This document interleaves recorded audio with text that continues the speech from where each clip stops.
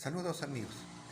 Vamos a tratar ahora un tema que causa bastante controversia tanto dentro como fuera de la Iglesia Católica y se refiere al sacerdocio y al celibato en el sacerdocio. Bien, porque, y decimos que hay una controversia porque inclusive recordemos que en el Sínodo de la Amazonía que se dio, ¿no?, hace poco, se planteaba que para esta zona se consagraran sacerdotes casados. Ahora, pues, claro, hay necesidad de sacerdotes porque cada vez son menos, las familias están promoviendo menos entre los hijos que puedan llegar a ser sacerdotes y se necesitan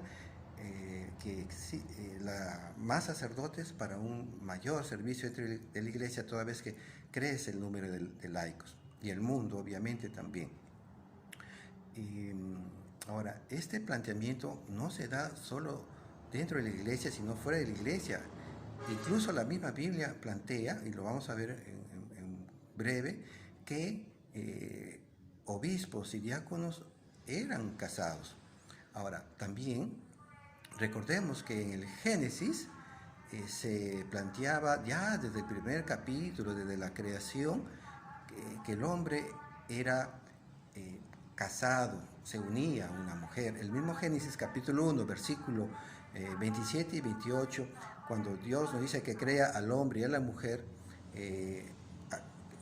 los hace para la vida sexual y para la procreación, para la conservación de la especie. Incluso en el capítulo 2, desde el versículo 18 en adelante, se nos dice poética y hermosamente que Dios saca de una costilla del hombre y hace a la mujer, y en ese santuario, en ese templo precioso de la naturaleza, se la entrega como papá, se le entrega a Adán. Muy bien, muy hermoso. Y ahí encontramos pues el primer sacramento de la vida cristiana, que es el matrimonio. Y entonces, ¿por qué la iglesia prohíbe que se casen en la iglesia? Que los sacerdotes sean solamente célibes. Y vamos a encontrar que Pedro fue casado, ¿no? Fue casado. Y entonces viene aquí, ¿acaso hay algún texto bíblico que ampare a la Iglesia Católica que también pueda haber celibato en el sacerdocio? Vamos a ver por qué nos plantea esto. Y vayamos primero pues a ver el problema, ¿no? De dónde nace, de que se acuse a la iglesia de que prohíbe el matrimonio, cosa que no es cierto. Veamos. En la primera carta a Timoteo, capítulo 3, versículo 2, se nos habla del episcopo que debe ser casado. Es pues necesario que el episcopo u obispo, el episcopo sea irreprensible, casado una sola vez. En el verso 12 se nos dice, los diáconos sean casados una sola vez. Bien, aquí está la Biblia. La Biblia está diciendo que sean casados. Y entonces, ¿por qué la iglesia prohíbe que se casen?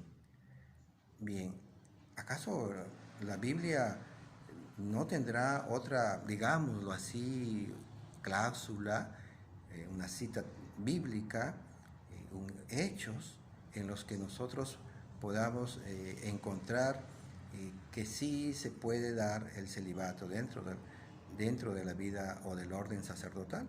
Y vamos a ver que sí. Al escudriñar la Biblia vamos a encontrar que Cristo, por ejemplo, Cristo fue célibe, que San Juan el Bautista fue célibe, que Juan el Apóstol, ¿no?, se tiene por la tradición apostólica que fue célibe. Y la Biblia pues no nos menciona nada que se haya casado. De esta manera vamos a encontrar que Jesucristo viene a plantear el celibato antes bien como un don paralelo, como un don de igual importancia como es el matrimonio.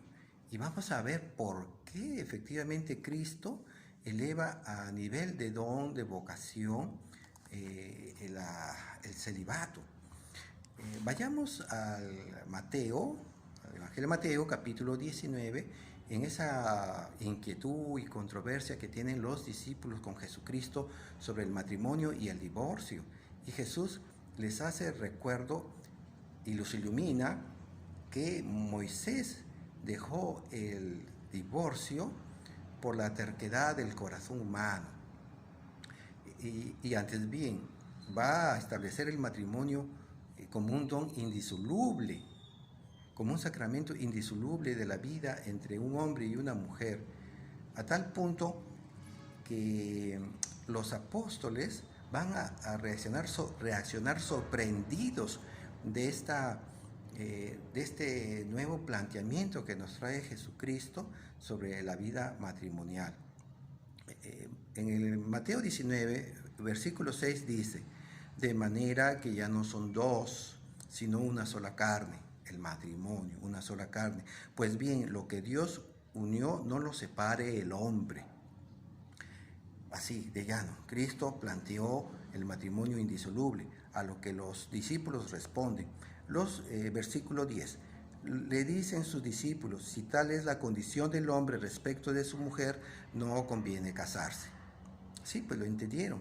Ellos comprendieron que era así y vamos a ver que en la primera carta de los Corintios, capítulo 7, San Pablo va a continuar con esta tradición que Cristo dejó, de que el matrimonio es indisoluble.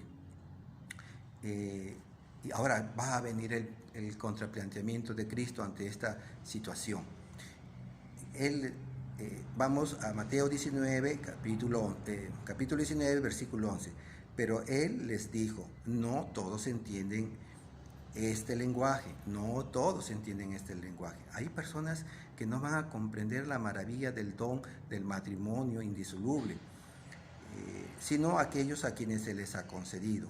Verso 12, porque hay eunucos. Recordemos que un eunuco era una persona a la que se le castraba, digamos, en el palacio del rey, para que los funcionarios que tuvieran acceso ahí no accedieran al harén de sus concubinas y tuvieran sexo con estas. Pero aquí es una forma metafórica de hablar del celibato, ¿no? Pero hay eunucos que nacieron así del seno materno, ¿no? Que tienen algún problema, algún desorden sexual, no pueden realizar el acto sexual adecuadamente. Y hay eunucos que fueron hechos tales por los hombres, ¿no? Sí, los lastimaron los hombres, los castraron.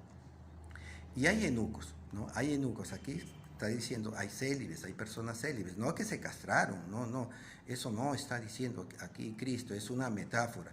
Y hay eunucos que se hicieron tales a sí mismos por el reino de los cielos. Repito, y hay eunucos que se hicieron tales a sí mismos por el reino de los cielos. Y termina diciendo Jesús, quien puede entender, que entienda. Aquí Cristo lo que está planteando es que hay personas que se consagran para la vida religiosa, incluso pueden ser laicos y pueden vivir célibes y se están consagrando a Dios. Por ejemplo, uno de estos casos fue Santa Rosa de Lima.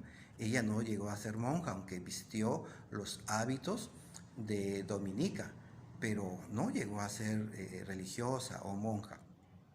Cristo está planteando la posibilidad de que hombres y mujeres puedan consagrarse en su vida para dedicarse al reino de Dios, a la iglesia, y a través de la iglesia servir a Dios mismo. Y Pablo nos va a esclarecer sobre este tema en la vida tanto matrimonial, en la vida civil, en la vida religiosa, y nos lo dice claro con respecto a sí mismo. A ver, vamos a descubrir si él era casado o era célibe, como ministro, como apóstol. Y es en la misma primera carta a los Corintios, capítulo 7, leemos versículos del 7 al 9. Mi deseo sería que todos fueran como yo, y ya nos va dando luces, que fueran como yo. Pablo, que era soltero o casado. Mas cada cual tiene de Dios su gracia particular, unos de una manera, otros de otra, unos casados y otros célibes. Es lo que nos va a plantear. Verso 8. No obstante, digo a los solteros y a las viudas, ojo, a los solteros y a las viudas, bien les está quedarse como yo. bien les está quedarse como yo. Es decir, quédense tal como están, solteras, solteros o viudos, así como yo, que soy soltero, célibe. Eso es lo que nos está diciendo Pablo. Pero si no pueden contenerse, que se casen. Cierro cita ahí. Bien, entonces, ya, aquí está. Esta es la otra cita bíblica que muchos no conocen, que muchos no encuentran o que muchos no entienden, que sí en la iglesia puede darse el celibato, sí puede darse el celibato, la vida consagrada, tanto como religioso, religiosa, monje o monja, o como pues presbítero de la iglesia, obispo. Y Pablo todavía va a seguir profundizando y precisando más en esta misma epístola a los Corintios.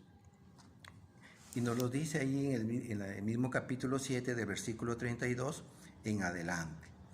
Y nos dice así: yo los quisiera libres de preocupaciones. ¿Por qué? ¿No? ¿Por qué? Dice, el no casado, o sea, el célibe, el no casado se preocupa de las cosas del Señor. El no casado se preocupa de las cosas del Señor, de cómo agradar al Señor. El casado se preocupa de las cosas del mundo, de cómo agradar a su mujer. Está, por tanto, dividido. Hagamos un alto ahí. Está dividido. ¿Por qué?